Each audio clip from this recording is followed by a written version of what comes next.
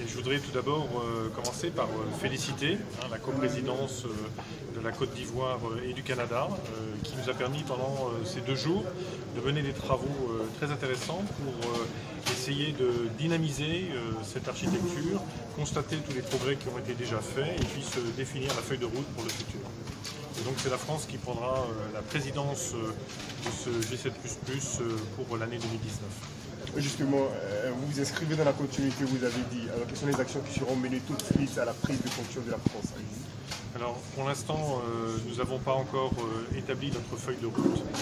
Nous inscrivons dans la continuité des présidences précédentes. Ce qui est important, c'est bien que l'ensemble des pays du Golfe de Guinée soient impliqués dans cette architecture du processus de Yaoundé qui est absolument essentielle pour partager l'information maritime entre les différents pays et ainsi améliorer la sécurité maritime. La sécurité maritime est liée bien sûr à l'économie bleue, comme vous le savez.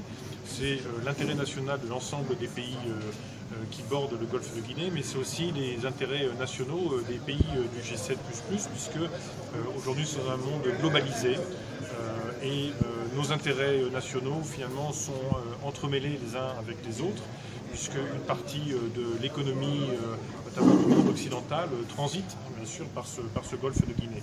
Et puis d'autre part, vous savez bien aussi que nous sommes impactés par des phénomènes migratoires.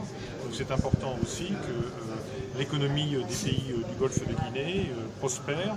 Et on mettra bien sûr un focus, je pense, dans la protection contre les trafics et toutes les pêches qui sont illégales dans le Golfe de Guinée, puisque pour les pays voisins du Golfe de Guinée, c'est une source de protéines importante.